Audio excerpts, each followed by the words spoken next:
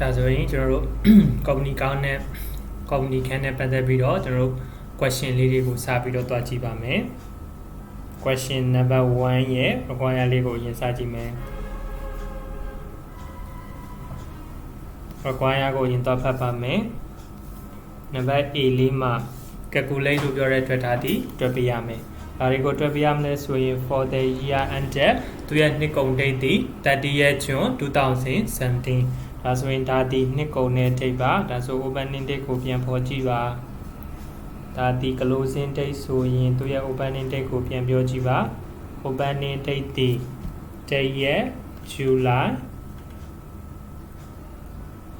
2016 ဟုတ်ပြီနော်ဒါဆိုဒါဒီတရက် July 2016 ဆိုတာဒီသူရဲ့ opening date အဲဒီမှာသူဒီဘာကိုတော့ခိုင်းတာလဲဆိုရင် the amount of dividend paid ဟုတ်ပြီနော်ဒါဆိုရင်သူဒီ dividend paid amount နဲ့ပတ်သက်ပြီးတော့သူဒီတွက်ခိုင်းတာအဲ့လိုမျိုး dividend paid နဲ့ပတ်သက်ပြီးတော့ဘယ်သူတွေကိုတွက်ခိုင်းတာလဲဆိုရင် preference shareholder သမားတွေနဲ့ ordinary share သမားတွေအတွက်သူဒီ dividend တွေဘယ်လောက်ပေးရမလဲဆိုတော့ dividend paid ဟုတ်ပြီနော်ဒါဆိုရင်ကိုရီအနေနဲ့အဲ့ဒီသူတွေကို dividend ပေးတဲ့အခါမှာဘယ်လောက် amount နေပေးရမလဲဆိုတဲ့ပမာဏကိုသိချင်တာအဲ့ဒါလေးနဲ့ပတ်သက်ပြီးတော့သူက calculate တွက်ချက်ပေးပါလို့ပြောတာဟုတ်ပြီနော်ဒါဆိုရင်နံပါတ် A လေးကိုရင်တွက်ကြည့်မယ်အပေါ်ကနေစပြီးကြည့်ရအောင် AD Standard Limited ဒီ provide ပေးထားတဲ့ the following balance date ကိုဘယ်နည်းမှာကြည့်ရလဲဆိုရင် 30th June 2017 ဒါဆိုရင်ဒါဒီကိုရီရဲ့ closing ကြီး closing date မှာရှိနေသော balance လက်ကျန်တွေကိုပေးထားတယ်လို့ပြောထားတယ်ဟုတ်ပြီနော်အဲဒီမှာသူဘာတွေပေးထားလဲ 6% debenture အင်တာထားပါ 6% debenture လို့ပြောရတဲ့ဒါဒီ loan လို့မျိုးပါပဲသူဒီကိုရီနီနဲ့ချင်းငွေစာချုပ်စာတမ်းသဘောတရားလေးတွေနဲ့ချင်းငွေယူထားတာပေါ့ဟုတ်ပြီနော်ဒါဆိုရင်ရှေ့မှာပေးထားတဲ့ 6% အဲဒီ 6% ဆိုတာဒီ interest rate လေးပါဒီရှေ့မှာပေးထားတော့ 6% ဒီပါလေးလေ interest rate ဟုတ်ပြီနော်ဒါဆိုရင်သူဒီစာချုပ်စာတမ်းအနေနဲ့ချင်းငွေယူထားတဲ့သဘောဖြစ်တဲ့အတွက်ကြောင့်မလို့ကိုရီအနေနဲ့သူ့ကိုအတိုးတွေပေးရမှာပေါ့ဟုတ်ပြီနော်အဲဒီတော့ကြောင့်မလို့ရှေ့မှာပေးထားတဲ့ 6% ဆိုတာဒီကိုရီအနေနဲ့ပေးရမယ်အတိုးနှုန်းလေးအဲဒီနောက်မှာပေးထားတဲ့2022ဆိုတာဒီကိုရီပြန်ဆက်ရမယ်ခုနှစ်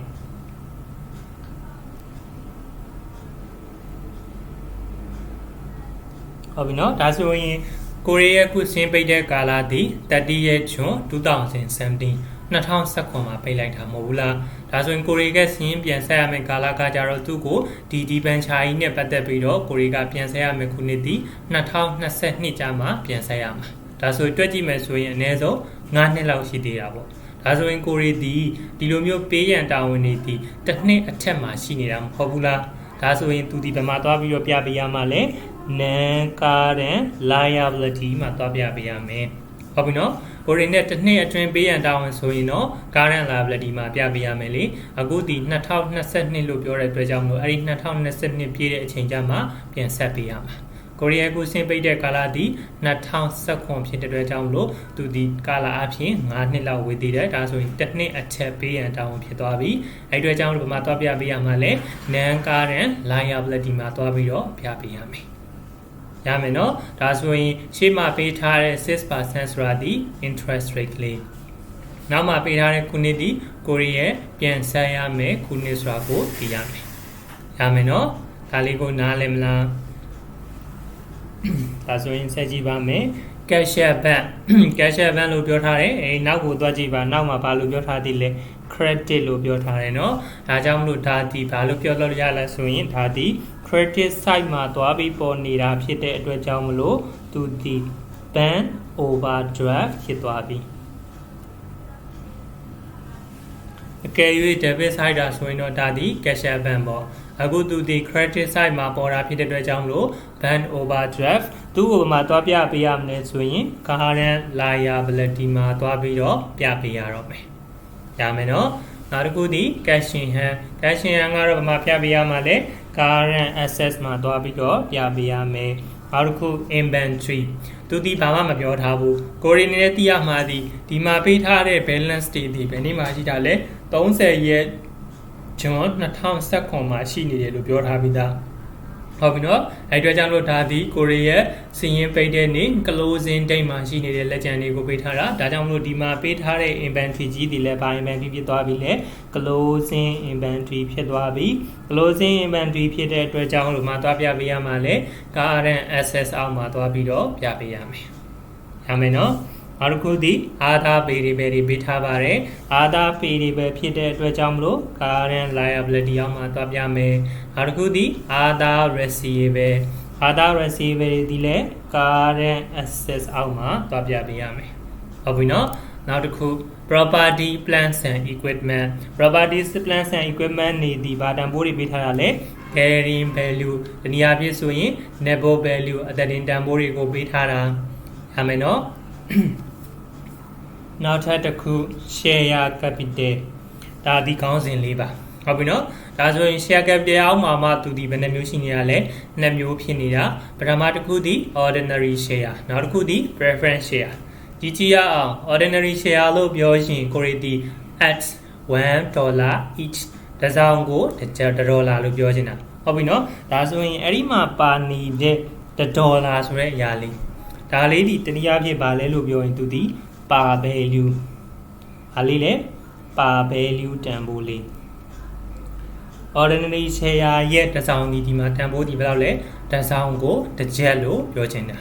ဟုတ်ပြီနော်ဒါဆိုရင်သူဒီ$9000လို့ပြောထားတယ်အဲ့ဒီ$9000ဆိုတာဒီအပေါ်မှာဒေါ်လာဆိုင်းကြီးပေးထားတယ်မဟုတ်ဘူးလားအဲ့ဒီကြောင့်လို့ဒါဒီတန်ဖိုးကြီးဟုတ်ပြီနော်ဒါဆိုရင်ကိုရီတီးချင်တာဒီတန်ဖိုးကိုတီးချင်တာမဟုတ်ဘူးလားကတန်ဖိုးကိုသိချင်ရင်ဘယ်လိုတွဲရမလဲပြောထားလဲ number of share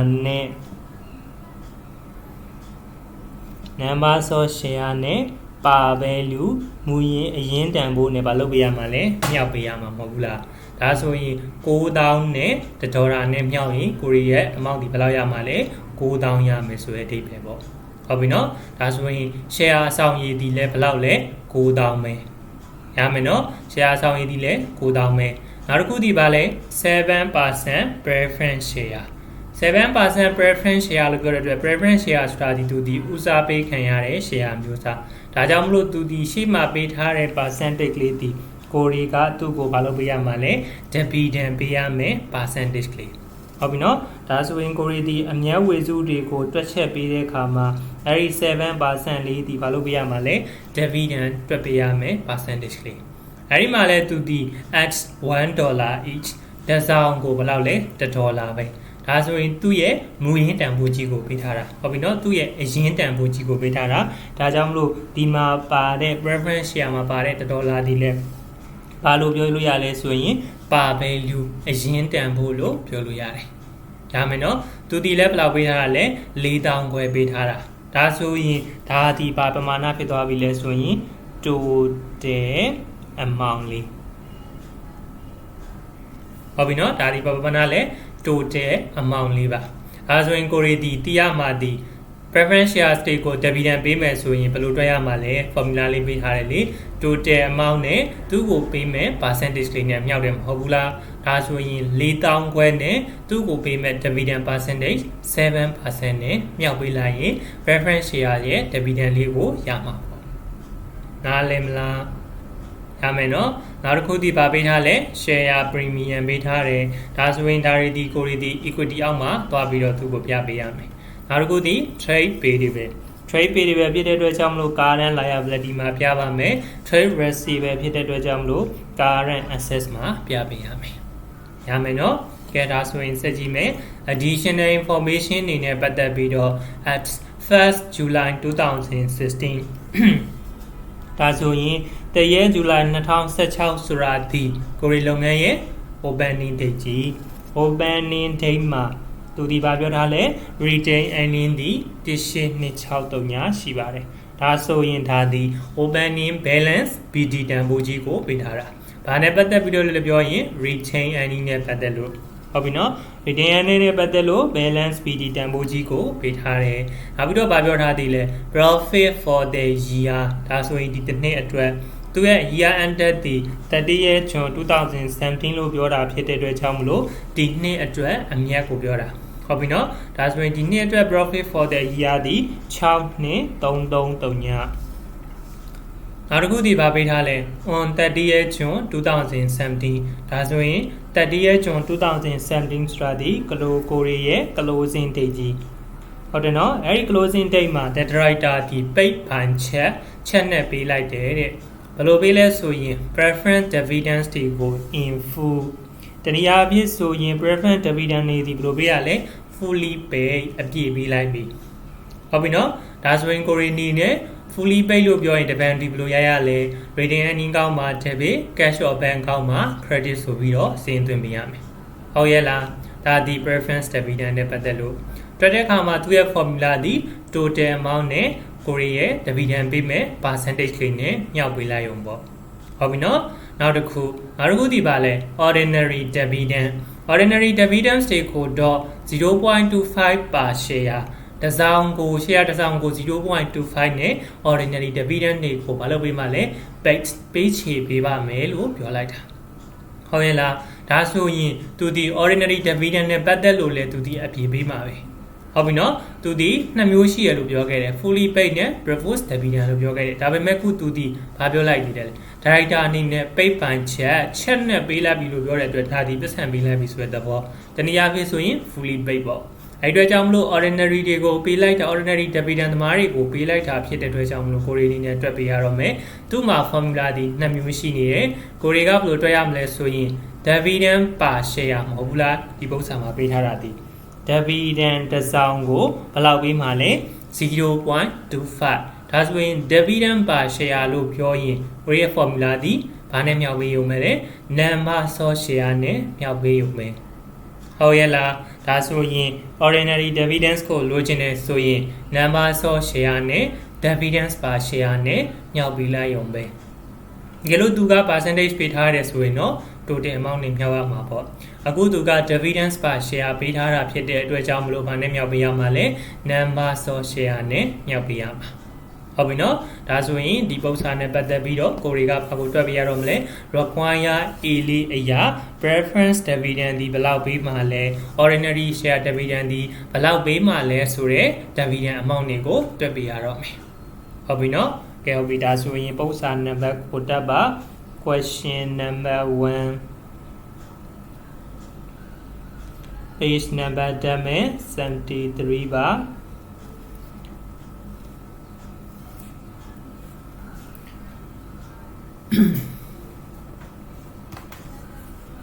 require number A လေးမှာသူဘာကိုပြောချင်တာလဲ the amounts of dividend paid dividend ပမာဏဘယ်လောက်ပေးလိုက်လဲဆိုတဲ့ပမာဏကိုတွက်ပေးခိုင်းတာပါ the amounts of dividend paid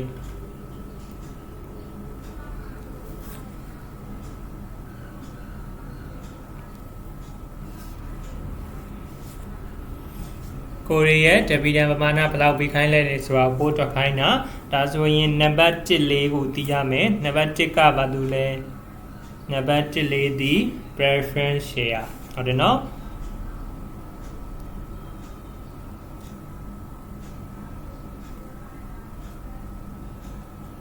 ကဲ preference share ကိုလိုချင်ရင် formula လေးရင်ရွတ်ပါအောင် preference share ကိုလိုချင်ရင်ဘာနဲ့မြောက်ရမှာလဲကိုရီကိုပေးပြီးသားပါ total amount နဲ့ percentage လေးနဲ့ညှောက်ပေးရုံပဲမှတ်မိရဲ့လား formula တွေမှတ်မိရဲ့လား total amount နဲ့ percentage လေးနဲ့မြောက်ရရုံပဲဒါဆိုရင်သွားကြည့်ပါ preference share ခဲပမာဏကိုကိုရီရဲ့ triangle မှာပေးထားတယ်သူဒီ balance တွေမှာပေးထားတယ် preference share ရဲ့ပမာဏဒီဘယ်လောက်လဲ4000ခွဲဟုတ်လား4000ခွဲအဲဒီမှာသူ့ကိုပေးမဲ့ dividend percentage ကိုအမြဲတမ်းပြောပါတယ်သူဒီ percentage တစ်ခုကိုသတ်မှတ်ထားတာဖြစ်တဲ့အတွက်ကြောင့်မလို့သူ့ရဲ့ရှေ့မှာရှိနေတဲ့ percentage ကိုယူပေးရမယ်ဟုတ်ပြီနော်ဒါဆိုဒီပုံစံမှာသူဒီဘယ်လောက် percentage လို့ပြောထားလဲ 7% လို့ပြောထားတယ်ဒါကြောင့်မလို့ညှောက်ပါမယ်4000ခွဲနဲ့ 7% ညှောက်လိုက်ပါအလောက်ရမှာလဲ3150 ဟုတ်ပြီနော်ဒါဆိုရင် preference share dividend ဒီဘယ်လောက်ပေးရမှာလဲဒီနှစ်အတွက်ဆိုရင်3150ပေးလိုက်ရမယ်ဆိုတဲ့သဘောလေးဖြစ်သွားပြီရမယ်နော်ဟုတ်ပြီဒါဒီနံပါတ်4တစ်ပါ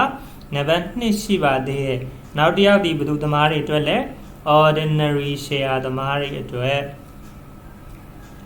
ordinary share လို့ပြောရင်ကိုရီဒီ formula ဒီနှစ်ခုရှိတယ်လေဒါဆိုရင်ဒီပု္ပ္ပာမှာသူဒီပါပြောထားလဲ dividend per share လို့ပြောထားတယ်မဟုတ်ဘူးလားဒါဆိုရင် dividend per share ရှာတဲ့ပုံသင်နည်းလေးနဲ့ရှာပေးရမယ်ဟုတ်ပြီနော်အဲ့ဒီကြောင့်မလို့ formula လေးခြာရေးမယ် number of share နဲ့ number of share နဲ့ဘာနဲ့မြောက်ရမှာလဲ dividend per share နဲ့မြောက်ပေးရမယ်ဥစ္စာမှာသူဒီ dividend per share တန်ဖိုးကိုပေးထားတယ်အဲ့ဒီကြောင့်မလို့ကိုရီဒီဘာနဲ့ပဲမြောက်ပေးရတော့မှလဲ number of share နဲ့မြောက်ပေးရတော့မှာဟုတ်ပြီနော်ကဲဒါဆိုရင်ကြည့်ရအောင် number of share ကိုရီဒီဥစ္စာထဲမှာ share capital အောက်မှာသူဒီဘာလို့ပြောထားပြီးသားလဲ ordinary share လို့ပြောထားတယ်ဒါပေမဲ့ကိုရီကိုဒါဒီပေးထားတာဒီဒေါ်လာဆိုင်နဲ့ပေးထားတာဟုတ်ပြီနော်အဲ့ဒီကြောင့်မလို့ဒါဒီပမာဏကြီးဖြစ်နေဒါဆိုရင်ကိုရီဒီဘာရှာရတော့မလဲဆိုတော့ number of share ကိုရှာပေးရမယ် formula လေးရှိပါတယ်အဲ့ဒီ amount ကိုလိုချင်ရင်ဘာနဲ့မြောက်ပါမှာလဲ number of share နဲ့ per value နဲ့မြောက်လို့ပြောထားတယ်ဟုတ်တယ်နော်ဒါဆိုရင် amount ကလည်း9000 per value ကလည်းပု္ပ္ပာထဲမှာပြောပြီးသား$တစ်ချက်ပေါ့ဟုတ်ပြီနော်အဲ့ဒီကြောင့်မို့ကိုရီဒီဘာကိုရှာလို့ရသွားပြီလဲ number of share လေးကိုရှာလို့ရသွားပြီဟုတ်ရဲ့လားဒါဆိုရင် number of share ကိုလိုချင်တာဖြစ်တဲ့အတွက်ကြောင့်မလို့ number of share နဲ့ per value ဒီမြောက်ထားတာဒါဆိုရင် per value ဒီဟိုဘက်ကိုသွားရင်ဘာလုပ်ပေးရမှာလဲသွားပြီးတော့စားပေးရမယ်ဆိုရဲအတိတ်ပဲလေးပေါ့ဟုတ်ပြီနော်အဲ့ဒီအတွက်ကြောင့်မလို့ amount ဒီဘယ်လောက်လဲ9000 amount ဒီ9000မှာကိုရီဒီ equation လေးကိုဘယ်ညာရွှေ့လိုက်မယ်ဆိုရင် per value ဒီမြောက်သွားတာဖြစ်တဲ့အတွက်ကြောင့်မလို့ဟိုဘက်သွားရင်သွားပြီးတော့စားပေးရမယ်မဟုတ်ဘူးလားအဲ့ဒီအတွက်ကြောင့်မလို့အောက်မှာဘာလို့ရေးရမလဲဆိုရင်သူဒီ per value ဒီတစ်ချက်ဟုတ်တယ်နော်အဲ့ဒီအတွက်ကြောင့်မလို့9000ကိုဒီတစ်ချက်နဲ့စားဒါဆိုအဖြေဒီဘယ်လောက်ရမှာလဲ9000 share ပေါ့ဟုတ်ပြီနော်ဒါလေးဒီ formula လေးပါကိုရီအနေနဲ့ဒါဆိုရင်သိလိုက်တော့တကယ်လို့ဒါ per value လို့ပြောတဲ့မူအရင်တန်ဖို့ဟုတ်ပြီနော် per value လို့ပြောတဲ့အရင်တန်ဖို့ဒီတစ်ချက်သာဆိုရင်ကိုရီရဲ့ number of share နဲ့ amount တန်ဖိုးကြီးဒီဘာဖြစ်နေပြီလဲအတူတူဖြစ်နေပြီဆိုတာကိုသိရမယ်ရမယ်နော်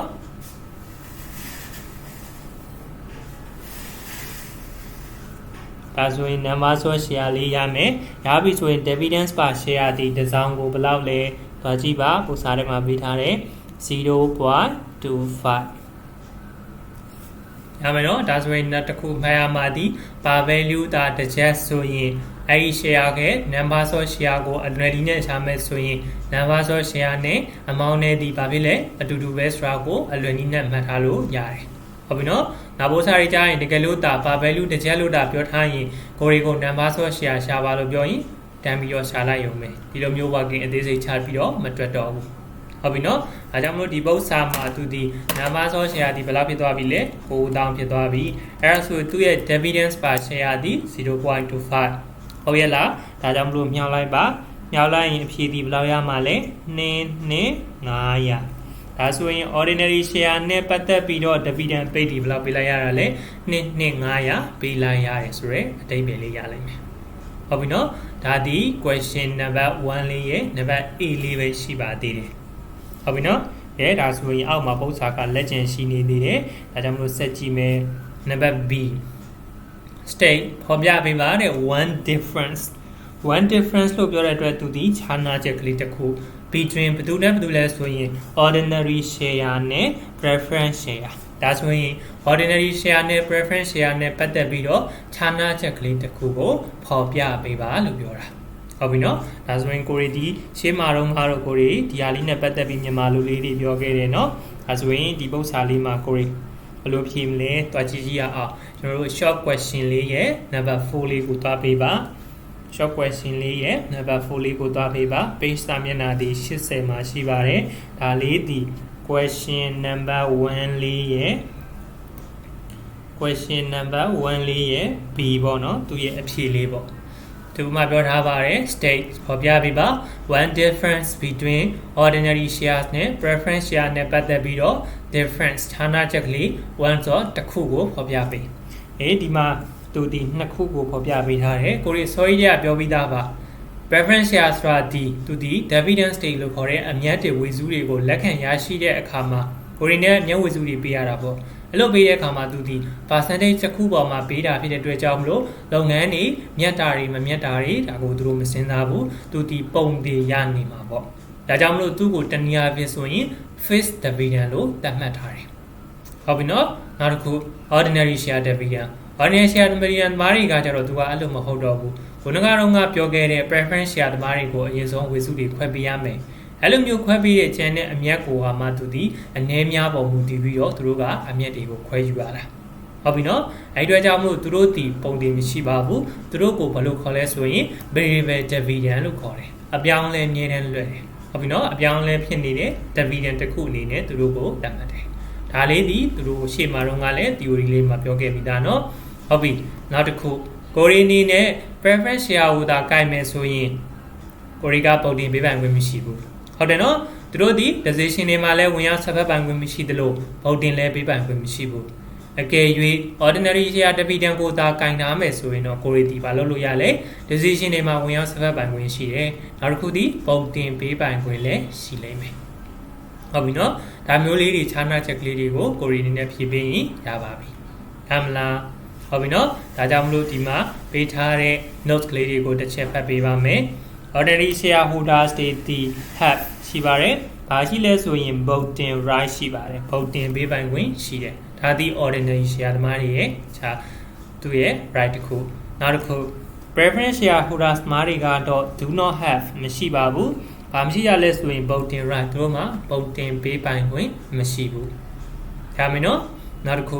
ordinary share သမားတွေဒီ receipt လက်ခံရရှိရမယ်ဘယ်လိုမျိုးလက်ခံရရှိမလဲဆိုရင် variable dividend variable dividend လို့ပြောတဲ့သူရဲ့ dividend ရရှိတာဒီဘာဖြစ်နေမလဲ variable အပြောင်းလဲလေးတွေရှိနေနိုင်တယ်ဒါပေမဲ့ preference shareholder သမားတွေကတော့ receipt dividend state ကိုလက်ခံရရှိတဲ့အခါမှာ face ပုံတွေလက်ခံရရှိနေလိမ့်မယ်ဟုတ်ပြီနော်ဒါဆိုရင်သူဒီနှစ်ခုခြားနားချက်ကလေးရှိပါတယ်ကိုရီအနေနဲ့ one difference လို့ပြောတဲ့အတွက်တစ်ခုတည်းကိုပဲဖြည့်ပေးရင်ရပါပြီရမယ်နော်ဒါလေးဒီ question number 1လေးရဲ့အဖြေလေးပါ1လေးရဲ့ B ပေါ့နော် B လေးရဲ့အဖြေလေးပါ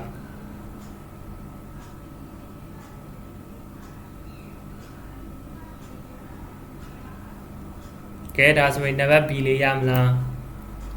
ကဲ number B လေးရပြီဆိုရင် number C ကိုဆက်သွားပါမယ် prepare လို့ပြောတဲ့အတွက်ဒါဒီကိုတွေကို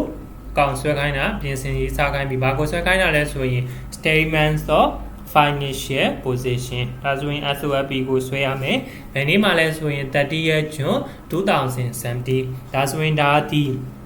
30th June 2017ဆိုတာဒီကိုရီရဲ့နှစ်ကုန်တဲ့ date ဒါဆိုရင်နှစ်ကုန်တဲ့ date မှာရှိနေတော့ statements of financial position လို့ခေါ်တဲ့လက်ကျန်ရှင်းတန်းကြီးကိုဆွဲခိုင်းတာဟုတ်ပြီနော်အဲ့ဒီတော့ကြောင့်မလို့ကိုရီရဲ့အပေါ်မှာပေးထားတဲ့ data တွေဒီလည်းဘယ်နေ့မှရှိနေတာလဲ30ရက် June 2019မှာရှိနေတယ်မဟုတ်ဘူးလားဒါဆိုရင်ကိုရီနေနဲ့ယူပြီးတော့ဆွဲလိုက်ရုံပဲ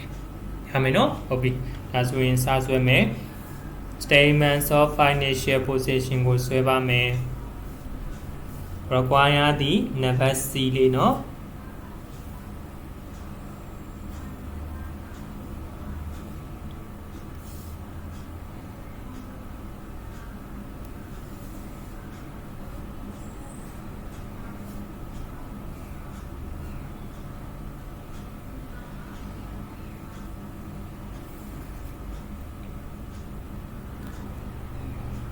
statements of financial possession as at 30th June 2017 ကဲ statements of financial possession ဖြစ်တဲ့အတွက်ကြောင့်မလို့ကိုရီဒီဒါကနေစထည့်ရမှာလဲ non current assets ကနေစပြီးထည့်ပါမယ် non current asset Unagaronga Bosa go Safa Katega, Ego Dwamles Frago Dakare Quebia Vidano, Karen SS go Dwamala, Nangaran SS go Dwamala, Karen liability go Dwamala, Nangaran liability go Dwamala Strago, Bosa Sato Katega, Pioge Vida. Hobino, let us win Bosa Rema Dwajiba, Nangaran SS low Bioshin, Babeshi Male, property, plants and equipment. Hodeno, as we rally go yime, property. Plants and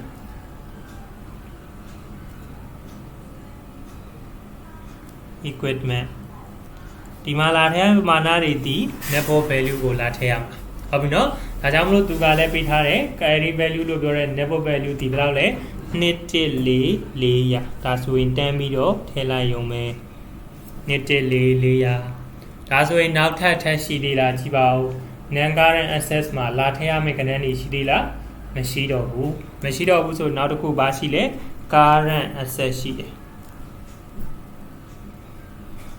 current asset alma.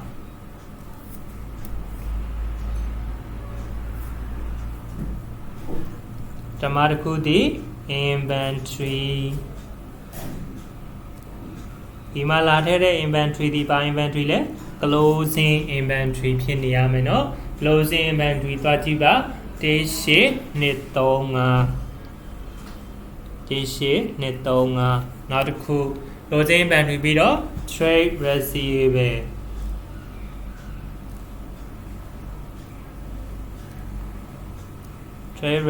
the below nature chow nga Lime Gubene, Kobako Bosa Rema Live the Kare Chibido Trapiba, Trade receiver Bido Aga, Ada receiver Shila Bosarema. Ada receiver Shino, as we tabi me, Ada receiver. The Lale, Take Konga. How we know? Narkudi, Cashier Pan. Cashier Pan, the do the best I'm a boni dale. Credit Sima boni them Hobula. That's when that pen overdraft cheap shit. How do you know? I don't know the Malabi, current access of Malatelumiabu, as I look cash up and Mishibu. Margudi, cash in hand. Cash in hand, she did, Blale, Naya. Get as we go to Avila, Bosarema. Current access net, Patalu, Tedia Citila, Meshido, no, or we that's when Pelu Yabi.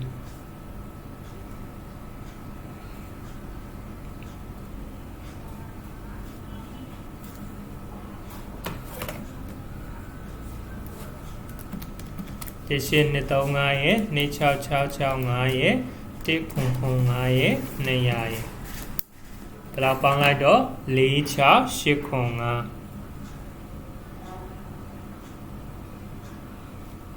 Li Chow Shikonga Yare, that's when Apoma Beta do Nangaran access ne bound like bar, Nangaran access ne, current access ne bound in Payamale to the asset.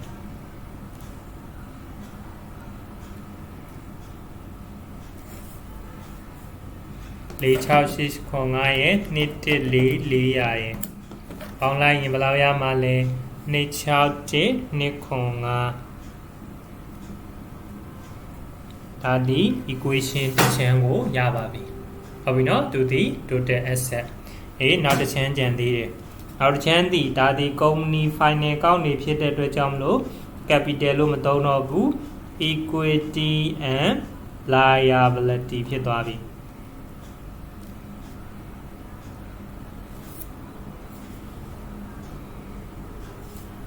Equity and liability. Aya mama equity. Shira revela teme, Mashira rego matero, no? Get us we equity our mama to the barishira le share capital shire. Share capital mama to the news have Nakushina, ordinary share ne, preference share ne. How do you know? That's when the Bosama to the ordinary share pitare, preference share pitare. That's when Nakuza long pound your the sound yelame. How we know? ဒါကြောင့်မလို့ ordinary share သည်9000အပါ preference share သည်4000ခွဲဒါဆိုရင်ပေါင်းပြီးထည့်လိုက်မယ်ဒါဆို share capital အနေနဲ့9000နဲ့4000ခွဲနဲ့ပေါင်းလိုက်ရင်ဘယ်လောက်ရမှာလဲ335,000နောက်တစ်ခုဘာလို့လဲ share capital ပြီးတော့ share premium ဒီပု္ပ္ပစာမှာရှိလားရှိတယ် share premium ပါတယ်เนาะဒါဆိုရင်ကြည့်မယ် share premium ဒီဘယ်လောက်လဲ3000နောက်တစ်ခုဒီပါလဲ revaluation reserve ဒီပု္ပ္ပစာမှာ revaluation reserve နဲ့ပတ်သက်လို့ဘာမှမတွေ့ဘူးเนาะနောက်တစ်ခု general reserve နဲ့ပတ်သက်ရင်ရောသူဒီ retain earning ကနေဘယ်လောက်ဖယ်ပါမယ်လို့ပု္ပ္ပစာထဲမှာမပြောခဲ့ဘူးเนาะအဲ့အတွက်ကြောင့်မလို့ general reserve လည်းမရှိဘူးနောက်တစ်ခုဒီပါလဲ retain earning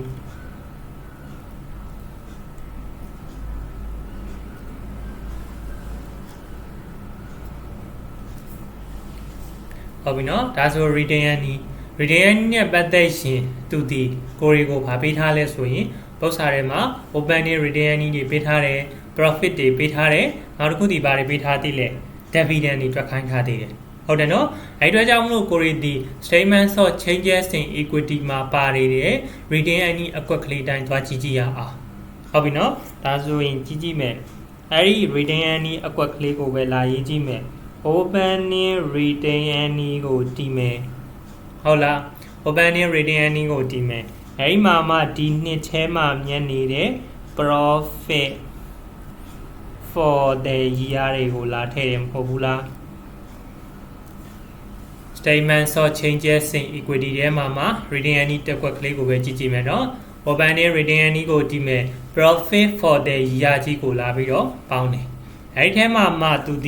ဒီနှစ်ထဲမှာညက်နေတဲ့အမြတ်တွေကမှသူဒီဘာလုပ်သေးလဲ transfer လုပ်သေးတယ်ဘယ်ကိုလုပ်သေးတာလဲဆိုရင် transfer to the general reserve ကို transfer လုပ်တဲ့လူတွေရှိနိုင်တယ်ဟုတ်တယ်နော်အဲ့လိုမျိုး transfer လုပ်ရင် Korea retain earning ကြီးဒီရောက်သွားမှာအဲ့တော့ကြောင့်မလို့ဘာလုပ်ပေးရမလဲနှုတ်ပေးရမယ်ဟုတ်ပြီနော်နောက်တစ်ခုဒီဘာလဲဆိုရင်သူဒီ dividend paid ကိုရီနေနဲ့အမြတ်ဝေစုတွေဘာလုပ်ပေးရအောင်မလဲခွဲဝေပေးရအောင်မယ်အမြတ်ဝေစုတွေပေးတာဖြစ်တဲ့အတွက်ကြောင့်ဘယ်မှာလာနှုတ်ပေးရမှာလဲ retain earning အောက်မှာလာပြီးတော့နှုတ်ပေးရအောင်မယ်ဟုတ်ပြီနော်အဲ့ဒီ dividend ပိတ်လို့ပြောရင်ဘာ dividend နဲ့ဘာပဲ dividend နဲ့ပေါင်းထားရမှာလဲ ordinary share နဲ့ပတ်သက်တဲ့ dividend ကို preference share နဲ့ပတ်သက်တဲ့ dividend ပေးတာဒီကိုနှစ်ခုစလုံးကိုပေါင်းပြီးတော့ဒါထည့်ပေးရမယ်နော်အဲ့ဒါကိုလည်းမမေ့ပါနဲ့ကဲဒါဆိုရင်ကိုရီကအဲ့ဒီမှာပေးထားတဲ့ working လေးကိုဒီမှာသင်္ချာသဘောနည်းလေးနဲ့ချပြပေးတာဟုတ်ပြီနော်အဲ့အတွက်ကြောင့်မလို့ဒီမှာလဲဟိုမှာ statements of changes in equity ကြီးကိုမဆွဲဘူးဆိုပေမဲ့ဒီတိုင်းလေးလဲတွက်လို့ရတယ်ဆိုတာကိုသိရမယ်ဟုတ်ပြီနော်ဒါဆိုရင် retain earning လို့ပြောရင်ကိုရီဒီ opening retain earningမှာ profit for the year ကိုလာပြီးတော့ပေါင်းမယ် general reserve တွေကို transfer ရှိတယ်ဆိုရင်လာနှုတ်မယ်တကယ်လို့ဒီနှစ်တွင်းမှာပေးခဲ့တဲ့ dividend တွေရှိတယ်ဆိုရင်လည်းလာနှုတ်ပေါ့ဒါလေးကိုလာပြီးတော့ကိုရီကညှိပေးရမယ်ဟုတ်ပြီနော် statements of changes in equity ကြီးကိုမဆွဲရင်တော့မှဒီလိုမျိုးလေးတွေတွက်လို့ရတယ်ဆိုတာကိုလည်းသိရမယ်ရမယ်နော်ကဲဟုတ်ပြီဒါဆိုရင် working လေးကိုဆက်တွဲကြည့်မယ် opening retain earning ဒီပု္ပ္ပစာမှာ opening retain earning ရှိလားပု္ပ္ပစာထဲမှာသွားကြည့်မယ် additional information ထဲမှာပေးထားပြီးသား opening retain earning ဒီဘယ်လောက်လဲ18နေ6 3ည18နေ6 3ညဟုတ်ရဲ့လားဒါဒီ opening retain earning အဲ့ဒီမှာသူဒီ plus profit for the year ဒီနှစ်ထဲမှာမြတ်နေတဲ့အမြတ်ဒီလဲပု္ပ္ပစာထဲမှာပေးထားတယ်ဘယ်လောက်လဲဆိုရင်6နဲ့3ညဟုတ်ပြီနော်ဒါဆိုရင်သူဒီ profit for the year လဲပု္ပ္ပစာထဲမှာပေးထားလို့လာထည့်ပေးရမယ်နောက်တစ်ခု transfer to the general reserve ကို transfer လုပ်တဲ့ကောင်ရှိလားမရှိဘူးเนาะဒီပု္ပ္ပစာမှာသူဒီဘာမှမပြောထားဘူးအဲ့အတွက်ကြောင့်မလို့ထည့်စရာမလိုပါဘူးဒါကြောင့်မလို့မထည့်ဘူးနောက်တစ်ခုဒီပါလဲ dividend ဒါဆိုရင် dividend နဲ့ပတ်သက်ပြီးတော့ကိုရီဒီနှစ်ထဲမှာပေးထားတာရှိလားရှိတာပေါ့ကိုရီနံပါတ် A မှာတွက်ထားတယ်လေနံပါတ် A လေးမှာတွက်ထားတယ်သူဒီ dividend နဲ့ပတ်သက်လို့ကိုရီဒီပေးတဲ့အခါမှာနှစ်ခုစလုံးထည့်ပေးရမယ်လို့ပြောတယ် B share dividend ရော O share dividend ကိုနှစ်ခုစလုံးထည့်ပေးရမယ်ဟုတ်ပြီနော်ဒါကြောင့်မလို့သူတို့နှစ်ခုတည်လာဆဲမယ် preference share နဲ့ပတ်သက်လို့ပေးလိုက်တာဒီ3150ဟုတ်ပြီနော်နောက်တစ်ခု ordinary share နဲ့ပတ်သက်လို့ပေးလိုက်တာဒီ22,500ဟုတ်ပြီနော်သူဒီ rating ရဲ့နီးရဲကနေဘာလုပ်ပေးရမှာလဲလာပြီးတော့နှုတ်ပေးရမှာရမယ်နော်ကဲဒါဆိုရင်ရှင်းလို့ရပါပြီ18260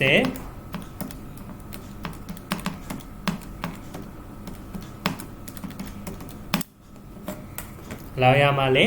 9493ည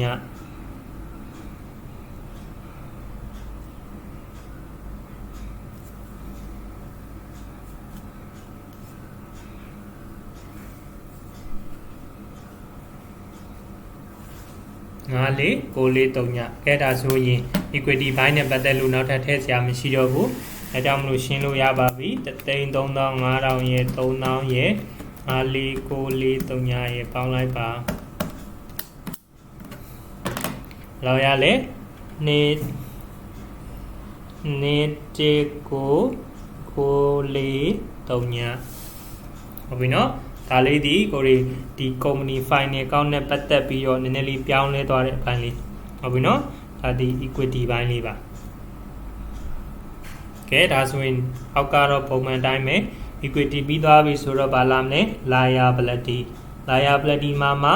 non current liability နဲ့ current liability နဲ့ကိုရေးမှာအခုပထမအဆုံးဒီ non current liability ကဲ non current liability ရှိလားကြည့်ပါပြောခဲ့တယ်နော် non current liability ဒီရှိနေတယ်ပု္ပ္ပစာထဲမှာဘာလို့သိရမှာလဲ 6% debenture 6% debenture 2022ဟုတ်ပြီနော်သူဒီ2022မှာပြန်ဆက်မှာဖြစ်တဲ့အတွက်ကြောင့်မလို့တစ်နှစ်အထက်ပေးဖို့တောင်းဝန်ရှိသွားတာအဲ့အတွက်ကြောင့်မလို့ကိုရီနီနဲ့ဗမာလာပြပေးရမှာလဲ non current liability မှာလာပြပေးရမယ်ရမယ်နော်ကဲအောက်မှာဆက်ကြည့်မယ်ဒါဆိုရင် non current liability နဲ့ပတ်သက်လို့မရှိတော့ဘူးဆိုရင် current liability ကိုဆက်သွားမယ်current liability မှာကိုရီဒီပုံစံပုံမှန်ထည့်နေကြအတိုင်းပဲလာထည့်ပါမယ် trade payable ဒီဘယ်လောက်လဲ18933ညနောက်တစ်ခုဒီအာသာပေရီပဲဒီပု္ပ္ပစာမှာရှိတယ်နော်အာသာပေရီပဲရှိတယ်ဘယ်လောက်လဲ1115နောက်တစ်ခုရှိသေးတယ်ဘန်ဒီဘာဖြစ်နေတာလဲ credit side မှာပေါ်နေတာဖြစ်တဲ့အတွက်ကြောင့်မလို့ overdraft ဖြစ်နေတာဟုတ်ပြီနော်ဘန် overdraft ဒီ193ည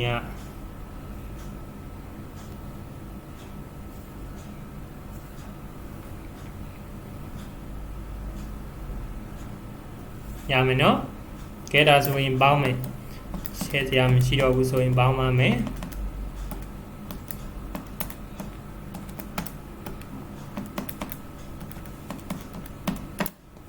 တော့ရမှာလဲ133ရမယ်နော်ကဲဒါဆိုရင်ကိုရီးယားစင်းတွေပိတ်လို့ရပါပြီဒါဆိုရင်အပေါ်မှာတွေ့ခဲ့တဲ့ equity ဟုတ်တယ်နော်equity ဒီ9,940 net current liability ဒီ2000 current liability ဒီ1,335ဒါဆိုရင် total equity and liability ဒီဘယ်လောက်ဖြစ်သွားပြီလဲ6,105ဟုတ်ပြီနော်ဒါဒီပါလဲ total equity and liability total equity and liability ဖြစ်သွားပြီ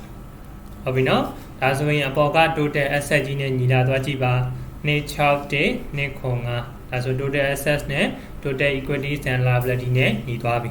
ဒါမယ်နော် ဒါဆိုရင်ဒါဒီ question number 1ရဲ့ require A ရဲ့ B ရဲ့ C ရဲ့3ခုစလုံးကိုဖြေလို့ပြီးသွားပြီเนาะနားလည်မလားနားမလည်ရင်ပြန်မေးပေးပါ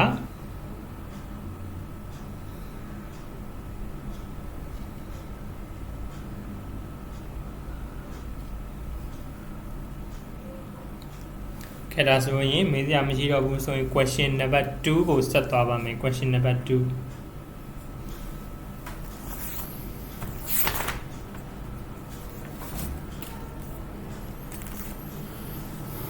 question number 2မှာ require လေးကိုရင်သွားကြည့်ပါ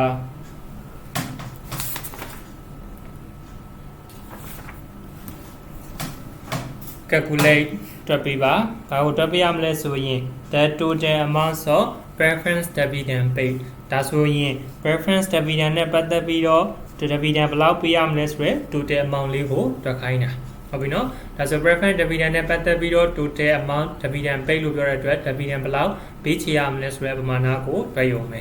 ဒါဆိုရင်ပုံတင်နီးရဆိုရင် preference dividend paid ကိုလိုချင်တယ်ဆိုရင်ဘာနဲ့မြောက်အောင်ပဲလေ total amount နဲ့ percentage လေးနဲ့မြောက်ပေးလိုက်အောင်ပေါ့ဟုတ်ပြီနော်ဒါဆို number 2 calculate တွက်ပေးရမယ် the amount of ordinary dividends per share ordinary dividends per share လို့ပြောတဲ့အတွက်ဒါဒီ dividends ကိုတစ်စောင်ကိုဘယ်လောက်ပေးရမလဲပေါ့ဟုတ်ပြီနော် dividend ပေးတဲ့အခါမှာ dividend တစ်စောင်နဲ့ဘယ်လောက်နဲ့တွက်ပေးရမလဲဆိုတာကိုကိုရီအနေနဲ့ calculate တွက်ပေးရမှာဒါဆိုရင်ဒီပုဒ်စာမှာမေးတာဒီ number 2လေးမှာသူဒီ dividend နဲ့ပတ်သက်ပြီးတော့ ordinary dividend ကိုမေးတာမဟုတ်ဘူးသူကဘာကိုမေးချင်တာလဲ dividends per share လို့ပြောပြီးသားဟုတ်ပြီနော်ဒါဆိုရင် dividend ပေးတဲ့အခါမှာအဲ့ဒီ dividend တစ်စောင်ကို per share နော်တစ်စောင်ကိုဘယ်လောက်ပေးရမလဲအဲ့ဒါကို calculate တွက်ချက်ခိုင်းတာရမယ်နော်ဒါဆိုရင်ကိုရီပုံမှန်တွက်နေကြ ordinary dividend paid ကိုတွက်ခိုင်းတာမဟုတ်ပါဘူးဘာကိုတွက်ခိုင်းတာလဲ dividend per share dividend တစ်စောင်ကိုဘယ်လောက်ပေးရမလဲဆိုတဲ့ပမာဏလေးကိုတွက်ပေးရုံပဲရမယ်နော်ဟုတ်ပြီနော်ဒါဆိုရင်သူပေးထားတဲ့ information တွေကိုစကြည့်ပါမယ်ပထမတစ်ခုဒီ BV11 Limited ဒီ provide ပေးထားတဲ့ the following information တွေဒီ on 30th November 2017ဒါဆိုရင်ဒီပုဒ်စာမှာသူဒီဘယ်နေ့မှရှိနေတာလဲဆိုရင်30ရက် November 2019မှာရှိနေတဲ့လက်ကျန်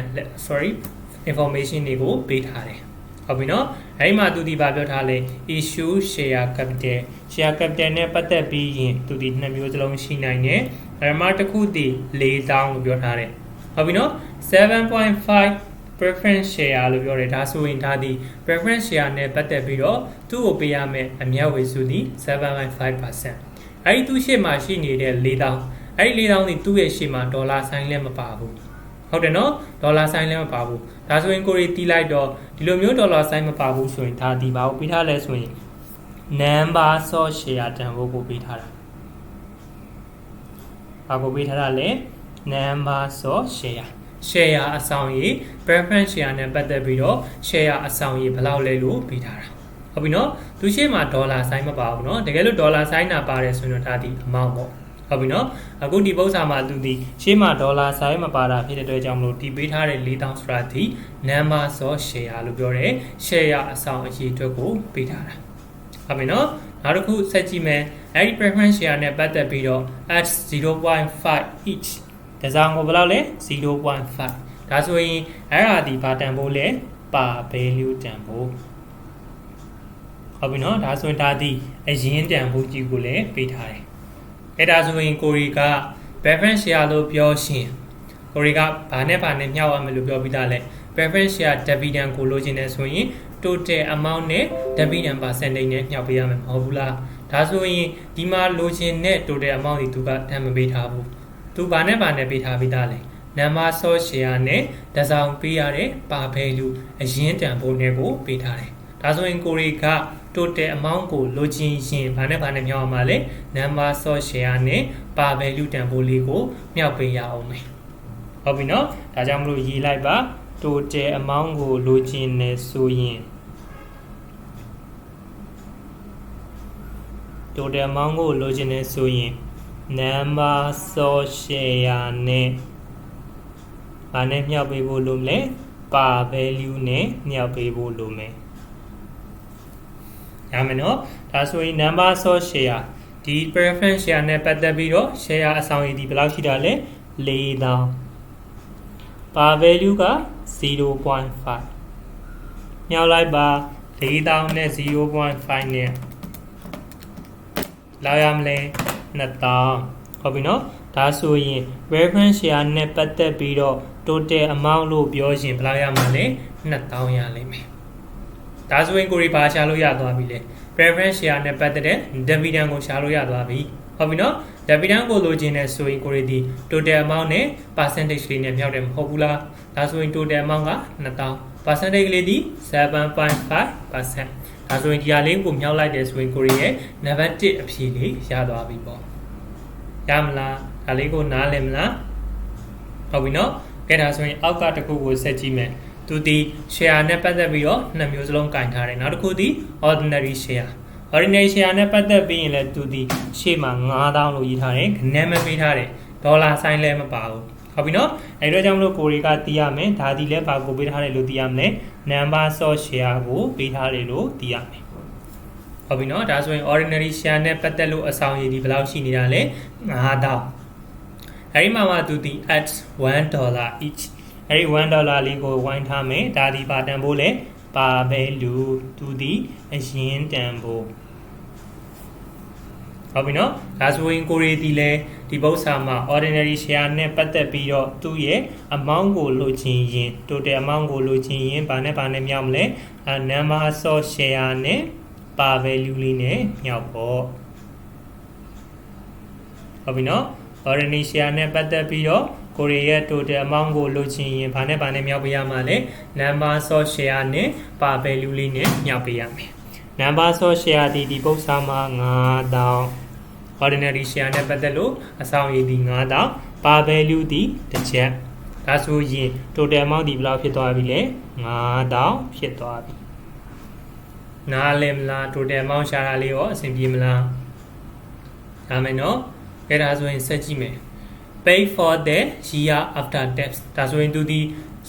profit for the year ဒီနှစ်အတွက်အမြတ်ဒီဘယ်လောက်ရှိနေတာလဲ21,500ရမယ်နော်ဒီနှစ်အမြတ်ဒီ21,500အဲ့ဒီမှာသူဒီဘာပြောထားသည်လဲ preference dividend နဲ့ပတ်သက်ပြီးတော့ was paid in full ဘယ်လိုပေးရလဲအပြည့်ပေးမှာပြောပြီးသားပါ preference dividend တွေဒီဘယ်လိုပဲပေးရလဲ fully paid အပြည့်ပေးရနော်နောက်တစ်ခု ordinary dividends တွေကိုတော့တဲ့ was paid ပေးပါမယ်တဲ့ပေးရနေပြီးမှလဲဆိုရင် from the remaining profit for the year ဒီနှစ်ရဲ့ for the year လို့ပြောတဲ့အတွက်ဒီတစ်နှစ်အမြတ်ဟုတ်ပြီနော် profit for the year လို့ပြောတဲ့အတွက်ဒီနှစ်အမြတ်အဲ့ဒီအမြတ်ဒီဘယ်အမြတ်လဲဆိုတော့ remaining လက်ကျန်အမြတ်ကနေပေးမယ်တဲ့ဒါဆိုရင် ordinary dividend တွေကိုတော့ဒီနှစ်ရဲ့လက်ကျန်အမြတ်တွေကနေသူ့ကိုပေးမှာဟုတ်ပြီနော်ကဲဒါဆိုရင်သူဘာကိုဆိုလိုတာလဲဆိုတာကိုသိအောင်အရင်ဆုံးချတွက်ကြည့်ရအောင်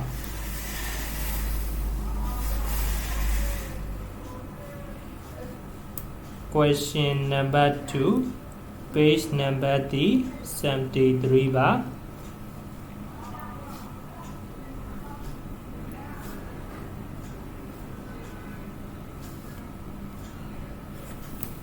ဟုတ်ပြီနော်ကဲဒါဆိုရင်သူ့ရဲ့ require A လေး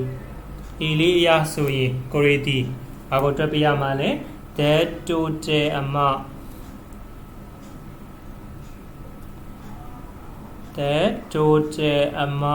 of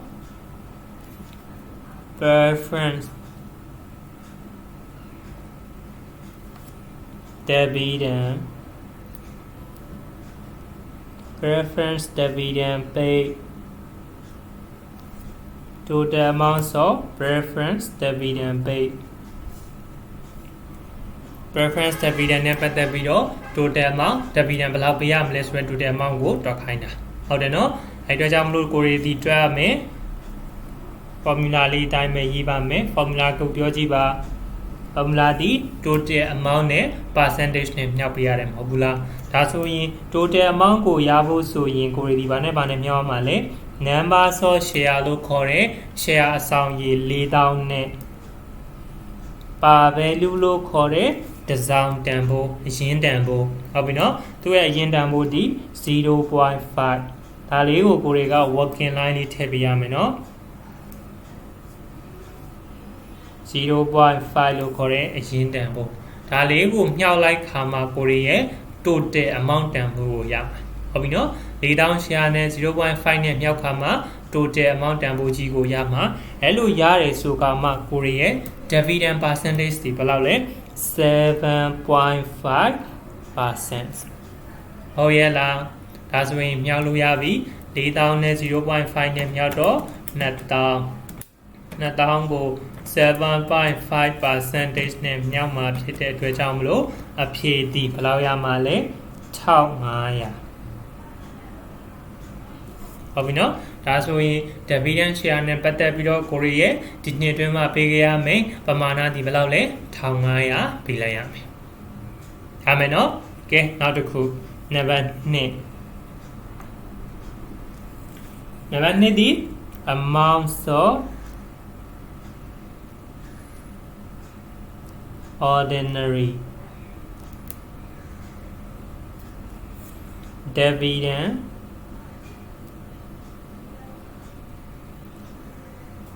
per share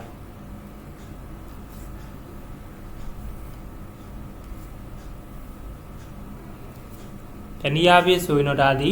dividend per share ကိုတွက်ခိုင်းလိုက်တာဟုတ်ပြီနော်ကိုရီကို dividend တစ်စောင်းကိုဘယ်လောက်ပေးရလဲကိုရီတစ်စောင်းကိုဘယ်လောက်နဲ့ပေးရမလဲဆိုရယ် dividend per share ကိုတွက်ခိုင်းတာဒါဆိုရင်ကိုရီက dividend per share ကိုမတွက်ခင်သူ့ရဲ့အပေါ်မှာပြောထားတဲ့ဆက်သွယ်ချက်ကလေးကိုပြန်ကြည့်ရအောင်ဟုတ်ပြီနော်ဒါဆိုရင်ကိုရီရဲ့အရင်ဆုံး ordinary share dividend ကိုလိုချင်ရင်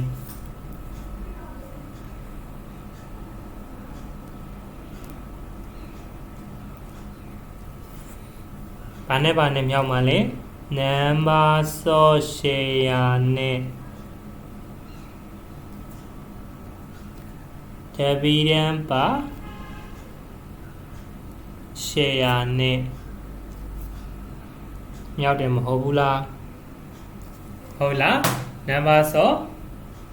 share နဲ့ dividend per share နဲ့မြောက်တာအခုသူလိုချင်တာဒီဘာကိုလိုချင်တာလဲ dividend per share ကိုလိုချင်တာဟုတ်တယ်နော်ဒါကြောင့်မလို့ကိုရီက equation လေးကိုရွှေ့လိုက်မယ် dividend per share dividend per share ကိုလိုချင်တော့ dividend per share လေးကိုဒီဘက်ကိုပို့ဟိုဘက်နှစ်ခုတည်မြောက်ထားတာဖြစ်တဲ့အတွက်ကြောင့်မလို့လာပြီးတော့မလုပ်ပေးရမှာလဲစားပေးရမယ် ordinary share dividend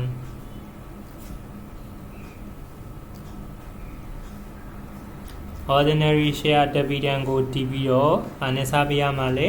number of share နဲ့စားပေးရမှာဟုတ်ရဲ့လားကဲဒါဆိုရင် ordinary share dividend ordinary share dividend ဒီသူပုတ်စာထဲမှာပြောထားလဲ ordinary dividend stake ကို was paid ပေးပါမယ်ဘယ်ကနေပေးမှလဲဆိုရင် from the remaining profit လို့ပြောတယ်ဒါဆိုရင်သူဒီ for the year လို့ပြောရတဲ့ဒီနှစ်တစ်နှစ်အတွင်းမှာကျန်နေတဲ့ remaining profit ကျန်တဲ့အမြတ်ထဲကနေသူကိုပေးလိုက်မှာဒါဆိုရင်သူဒီကျန်တဲ့အမြတ်ဒီဘာအတွက်လဲလို့ပြောရင် ordinary share dividend အတွက်လို့ပြောချင်တယ်ဆိုတဲ့အဓိပ္ပာယ်ရမလားဒါဆိုရင်ဒီနှစ်ကအမြတ်ဒီဘယ်လောက်ရနေတာလဲဒါလေးကိုအရင်စဉ်းစားရမယ်ဒီနှစ်အမြတ်ဒီ21,500မဟုတ်ဘူးလားသွားကြည့်မယ်ပု္ပ္ပစာထဲမှာ profit for the year after tax ဒီဘယ်လောက်လဲ21,500ဒါဆိုရင်ကိုရီကအရင်ဆုံးအမြတ်တွေခွဲဝေတဲ့အခါမှာဘယ်သူတွေကိုရင်ပေးရမှာလဲစဉ်းစားကြည့်ရအောင်ကိုရီဒီအမြတ်တွေခွဲဝေတဲ့အခါမှာဦးစားပေးခံရတဲ့ share တွေကိုရင်ပေးတာမဟုတ်ဘူးလားဒါဆိုဦးစားပေးခံရတဲ့ share တွေဆိုတာဒီဘယ်သူတွေလဲ preference share သမားတွေပေါ့ဟုတ်ပြီနော်ဒါကြောင့်မလို့ကိုရီကအရင်သူတို့ကိုပေးတယ်မဟုတ်ဘူးလားဒါဆိုရင်သူတို့ကိုပေးလိုက်တော့ပတ်စံနေရော့သွားမှာဟုတ်ပြီနော်ဒါကြောင့်မလို့သူတို့ကိုပေးလိုက်တာဖြစ်တဲ့အတွက်ကြောင့်မလို့သူတို့ကို preference share သမားတွေကိုပေးလိုက်တဲ့1500လေးကိုလာပြီးမလုပ်ပေးရမှာလဲနှုတ်ပေးရမှာအဲ့လိုမျိုးနှုတ်လို့ကြံတဲ့ပတ်စံကိုဝယ်ဘယ်သူတွေကရမှာလဲ ordinary share သမားတွေကရမယ်ဆိုတဲ့အဓိပ္ပာယ်လေးရမလားပြန်ပြောမယ်ကိုရီနီနဲ့ ordinary share dividend တွေဒီဘယ်ကရမှာလဲ ordinary share သမားတွေဒီ was paid သူတို့ကိုပေးရပါမယ်ဘယ်ကနေပေးရမှာလဲဆိုရင် from the remaining profit for the year ဒီနှစ်ကအမြတ်တွေတွေကမှ remaining ကျန်တဲ့အမြတ်တွေကရမှာဟုတ်ပြီနော် remaining profit လို့ပြောရတဲ့ကျန်တဲ့အမြတ်တွေဒါဆိုရင်ကိုရီဒီနှစ်အမြတ်ဒီ21,500ဟုတ်တယ်နော်ဒီနှစ်မြတ်တာဒီ21,500မြတ်တယ်အဲ့ဒီအမြတ်ကြီးကိုတီးလိုက်အဲ့ဒီမှာကိုရီဒီ dividends တွေကိုပေးလိုက်သေးတယ်ဘယ်လိုလူတွေကိုပေးရတာလဲဦးစားပေးခံထားရတဲ့ share သမားတွေကိုပေးတယ်မဟုတ်ဘူးလားဒါဆိုသူတို့ကိုပေးရမယ့် dividend ဒီဘယ်လောက်ရှိတာလဲခုနကတွက်ခဲ့တဲ့1,500ရှိတယ်ဒါဆိုသူတို့ကို1,500တွားပေးဒါဆိုရင်နှုတ်ပေါ့ဟုတ်ပြီနော်သူတို့ကို dividend ပေးတာဖြစ်တဲ့အတွက်ကြောင့်မလို့သူတို့ကိုထပ်ပြီးတော့1,500ပေးလိုက်ရတယ်ဒါဆိုရင်21,500တွေကနေ1,500တွေကိုကိုရီကိုဒီဘာလုပ်လိုက်ရတာလဲသူတို့ကိုပေးလိုက်တာဒါဆိုရင်ကျန်တဲ့အမြတ်ဒီဘယ်လောက်ဖြစ်သွားပြီလဲ2,000ဖြစ်သွားပြီအဲ့ဒီ2,000ကိုဘယ်သူတွေကိုပေးရမှာလဲဆိုရင်ဒါဒီ ordinary share သမားတွေကိုပေးရမှာရမလားဒါကြောင့်မလို့ ordinary share သမားတွေကိုပေးလိုက်ပြီးအဲ့ဒီ2,000ကိုအဲ့ဒီမှာသူကဘာနဲ့စားပေးရမှာလဲ number of share နဲ့စားပေးရမှာ number of share ဒီပု္ပ္ပစာထဲမှာပြောထားတယ်နော် ordinary share သမားတွေရဲ့ number of share အဆောင်ရည်အတွက်ဒီဘယ်လောက်လဲ9,000ရမလားဒါကြောင့်မလို့2,000ကိုတီ9,000နဲ့စားလိုက်ပါဒါဆိုရင်ကိုရီတီ dividend per share တစ်စောင်ကိုဘယ်လောက်နဲ့ပေးရမှာလဲဆိုရင် 0.4 per share တစ်စောင်ကိုဘယ်လောက်နဲ့ dividend ပေးရမှာလဲ 0.4 နဲ့ပေးရမယ်လို့ထွက်လာလိမ့်မယ်ဟုတ်ပြီနော်သူပု္ပ္ပစာထဲမှာလိုချင်တာကလည်း dividend per share ကိုပဲလိုချင်တာနော်ဒါကြောင့်မလို့ဒါလေးကိုရမလားနားလဲမလားနားမလဲရှင်ပြန်မေးပေးပါ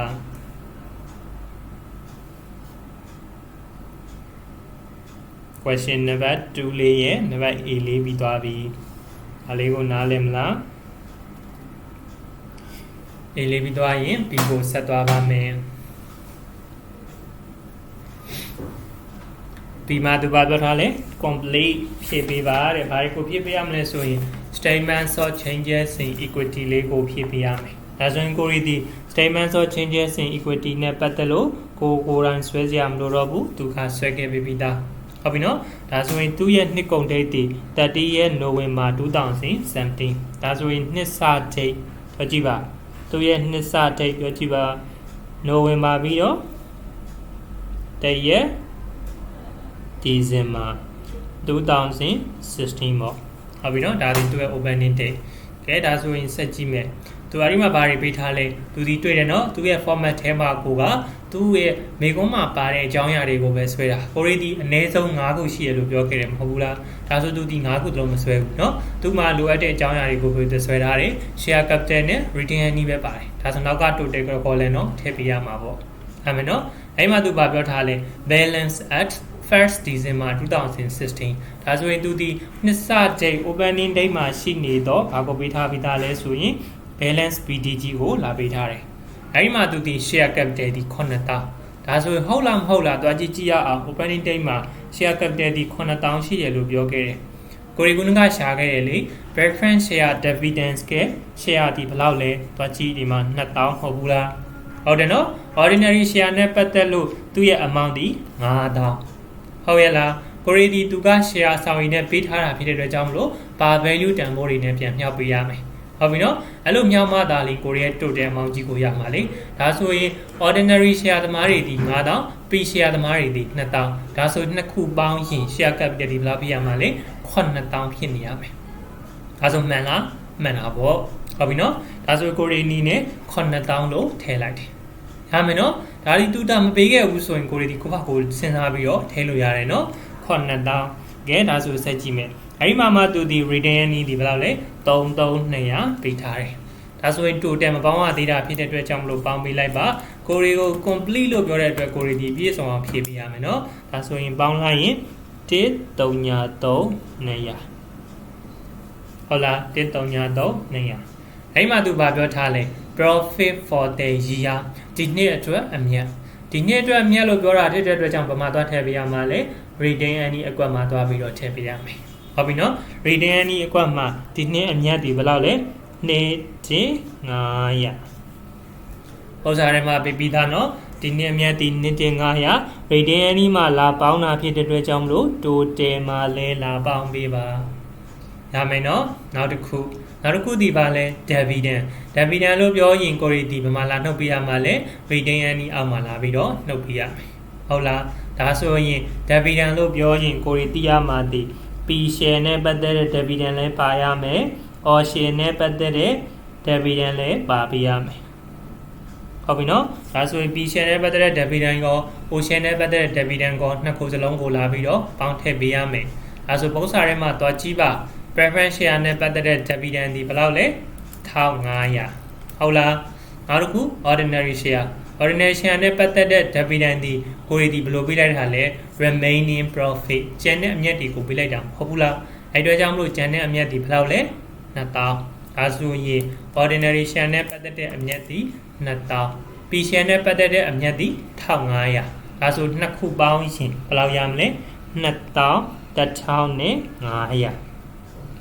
dividend နဲ့ပေးတာဖြစ်တဲ့အတွက်ကြောင့်မလို့ကိုရီဒီဘာလို့ပေးရမှာလဲနှုတ်ပေးရမယ်ဒါဆိုရင် retain earning မှာလာနှုတ်တယ်ဆိုရင် total အောက်မှာလဲဒါနှုတ်ပေးပေါ့ရမယ်နော်ကဲဒါဆိုရင်အောက်မှာဘာဖြစ်သွားပြီလဲ balance as 30 November 2017လို့ပြောရတဲ့ဒါဒီနှစ်ကုန်တဲ့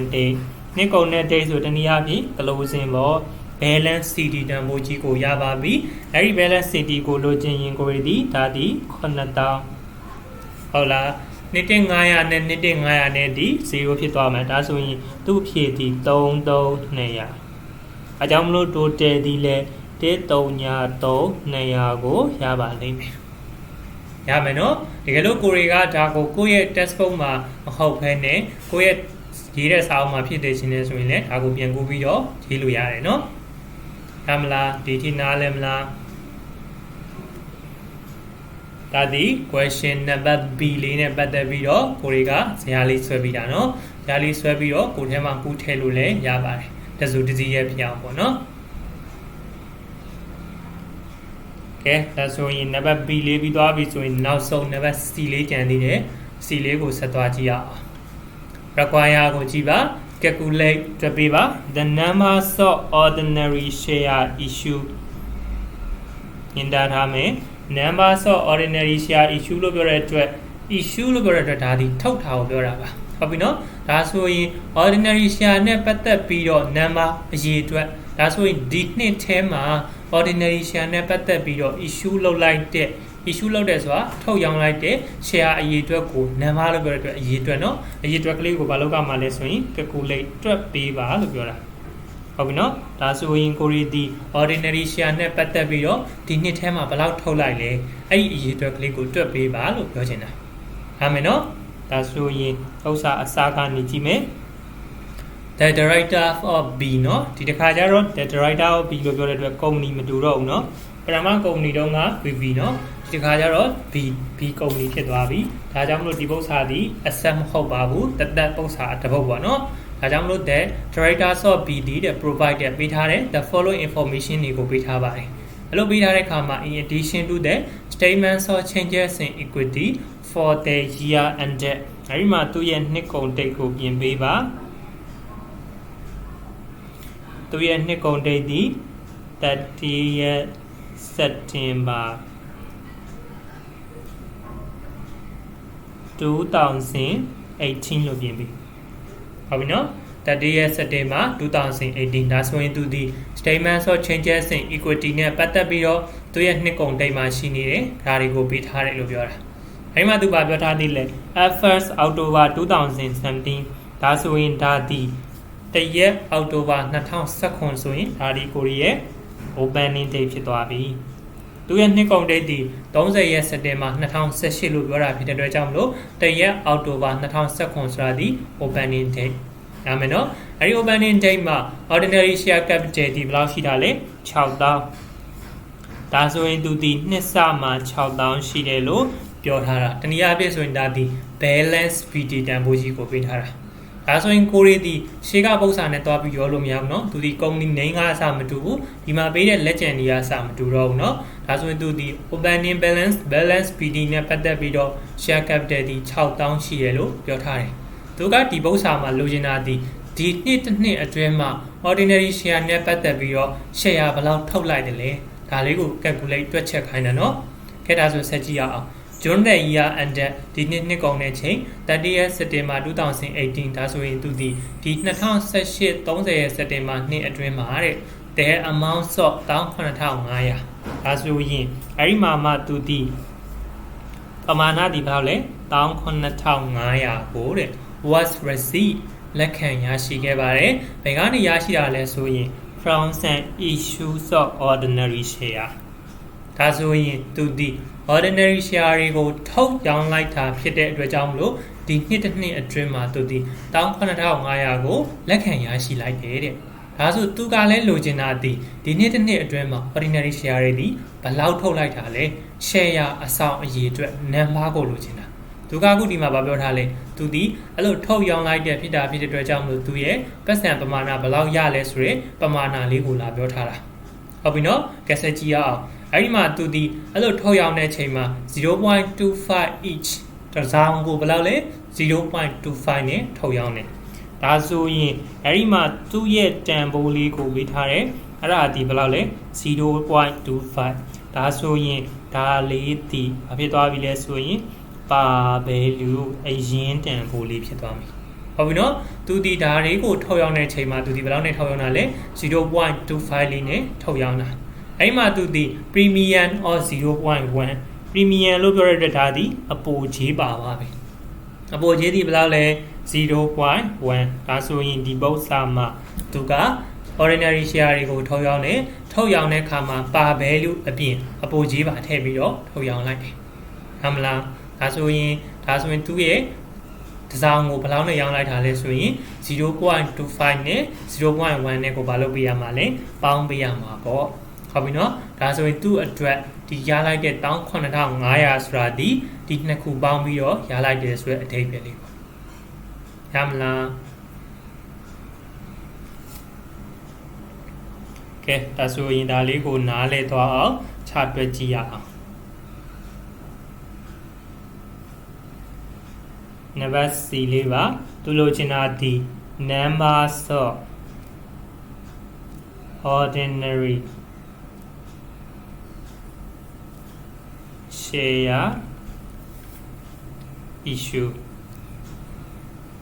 Share issue never the video, Asiale, ordinary share issue never the video, to the plow, told young like the less red, number a year to click over the china. Obino, I do a jamlo Koriga. You live in Zagia. Korigo, told young like that in here to my yare pamana the issue amount.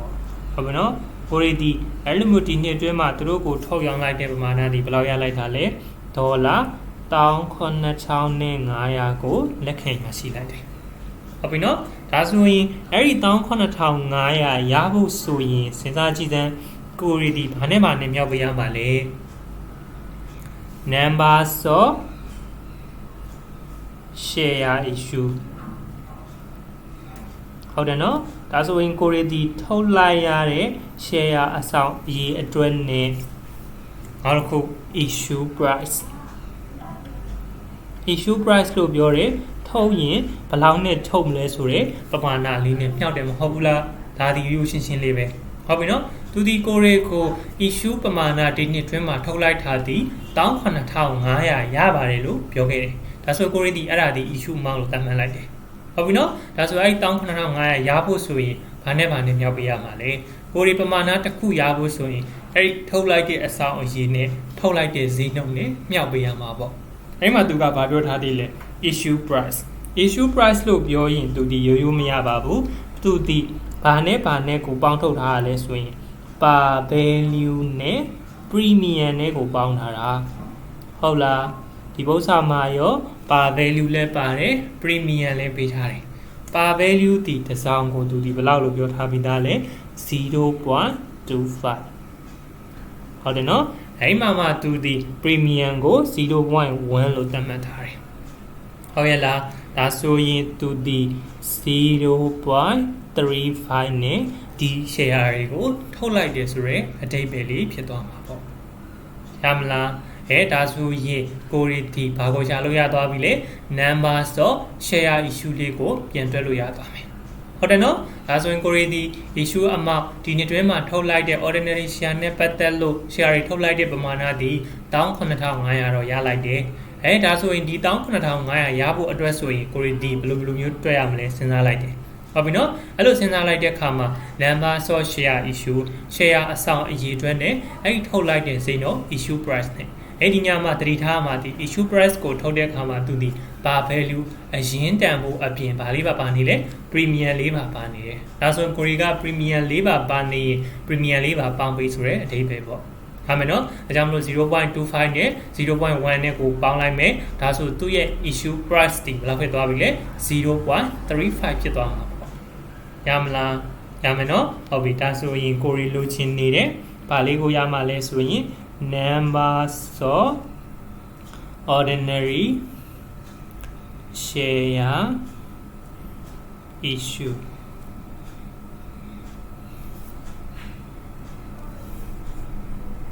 ဒါဆိုရင်ဒါလေးကိုရှာမယ်ဆိုရင်ကိုရီရဲ့တင်ချာနီးလေးတိုင်းနဲ့သွားမယ် issue amount လေးကိုဒီမယ်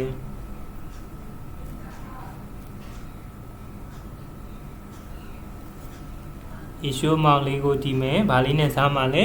issue price လေးနဲ့စားမှာပေါ့ဟုတ်ပြီနော်ပြီးတော့ရှင်းလေးပါ issue amount လေးကိုဒီပြီးတော့ issue price လေးနဲ့စားမယ်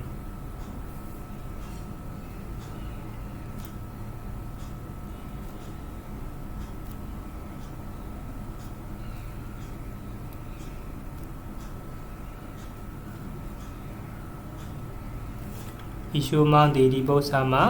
1,500ဟုတ်လားဒီနားမှာ issue price လေးကိုသတိထားမယ်သူဒီဘယ်လောက်လဲ0.05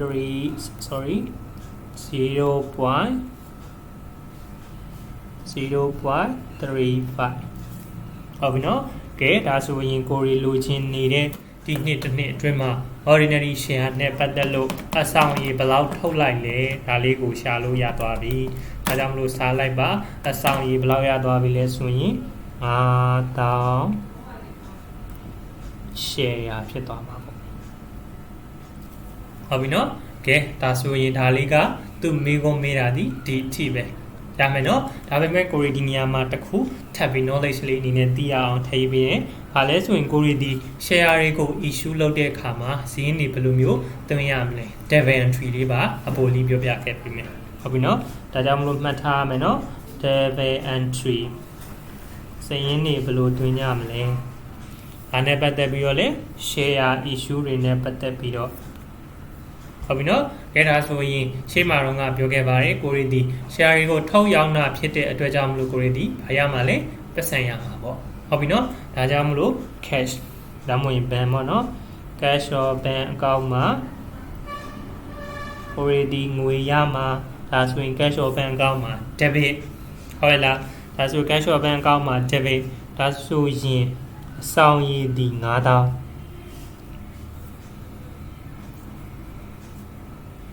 အခါလေးပြောခဲ့မယ်နော်သူဒီ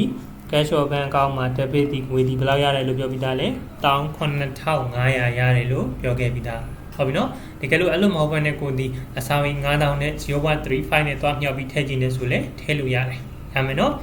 နောက်တစ်ခုသူဒီ share issue လုပ်တာဖြစ်တဲ့အတွက်ကြောင့်လို့ share capital မှာတိုးလာမှာပေါ့ဟုတ်လားဒါဆိုရင် share capital ကောက်မှာ credit လို့ပြောရင်သူဒီ number of share အဆောင်ရည်ဒီ9000 share capital လို့ပြောရင်ကိုရီဒီဘာတန်ဖိုးနဲ့ပဲသွင်းလို့ရမှာလေအရင်တန်ဖိုးနဲ့ပဲလာသွင်းလို့ရမှာဟုတ်ပြီနော်အဲဒီတော့ကြောင့်မလို့အရင်တန်ဖိုးဒီဘယ်လောက်လဲ 0.25 ဟုတ်လားဒါဆိုသူ့ရဲ့အရင်တန်ဖိုးဒီ 0.25 နဲ့ပဲလာသွင်းလို့ရမှာဖြစ်တဲ့အတွက်ကြောင့်မလို့ကိုရီအနေနဲ့ 0.25 နဲ့ပဲလာထည့်မယ်5000ကို 0.25 နဲ့လာထည့်ပါဘယ်လောက်ရမှာလဲ1နဲ့500ကဲဒါဆိုရင်တပန်လူကြီးဒီကိုက်နေပြီလားတပည့်ဒီငွေတကယ်ရတာဒီ19500ဒါမဲ့ကိုရီဒီစင်းသွင်းလိုက်တာဒီ12500ပဲသွင်းရသေးတယ်ဒါဆိုရင်ကွာခြားချက်ရှိနေပြီပေါ့ဟုတ်တယ်နော်အဲ့အတွက်ကြောင့်မလို့ဒါဒီဘာနဲ့ထုတ်ထားတယ်လို့မှတ်လို့ရလဲဆိုရင် share premium အပိုချေးတွေနဲ့ထုတ်ထားတယ်လို့သိရမယ်။အားကြောင့်မလို့ share premium ကောက်မှာ credit သူကိုလည်းမြောက်ပြီးထည့်ပါမယ်9000 share ဆောင်ရည်ကတော့9000ပဲ premium ဒီဘယ်လောက်လဲ 0.1 နဲ့ဟုတ်လားဥစ္စာတွေမှာသွားကြည့်မယ် premium ဒီ 0.1 နဲ့ဒါကြောင့်မလို့သူကိုမြောက်လိုက်ရင်ဘယ်လောက်ရမှာလဲ9000ရမယ်ဟုတ်ပြီနော်အဲ့တော့ကြောင့်မလို့ကိုရီတီ debit နဲ့ credit နဲ့ဒီဘာဖြစ်နေရမှာလဲ debit entry ညီနေရမယ်မဟုတ်ဘူးလားဒါဆိုရင်အောက်က debit entry ဒီနှစ်ခုကိုတော့ပေါင်းပေးမှရမယ်ဟုတ်ပြီနော်ဒါဆိုရင်12500နဲ့9000နဲ့ပေါင်းရင်19500ဒါဆိုဒါဒီ credit ဘက်ဆက်ချမ်းဒီဘက် debit ဘက်ချမ်းဒီ19500ဒါဆိုရင် cash or bank ကောက်မှာ debit share capital ကောက်မှာ credit share premium ကောက်မှာ credit လို့တွင်ပြရမယ်ဒါမှသာလင်ကိုရီးယား debit entry ကြီးဒီလည်းညီမယ်ဟုတ်ပြီနော်ဒါဆိုရင်ဒီဘုတ်စာမှာသူဒီဘာလို့လဲ premium အပူကြီးပါလာလို့ဟုတ်ပြီနော်အဲ့တော့ကြောင့်မလို့ကိုရီအနေနဲ့ဒီလိုလေးသင်ပေးရတဲ့ဆိုတာကိုသိရမယ်ရမယ်နော်ဒါဒီသူဒီဘုတ်စာမှာမေးတာကတော့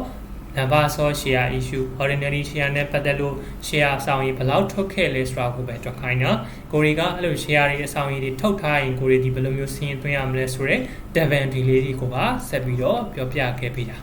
ရမယ်နော်အဲ့လိုသူဒီဆက်ဆက်မေးခွန်းမေးခဲ့ရင်ဖြေနိုင်လို့ပါကျေးဇူးတင်ပါတယ်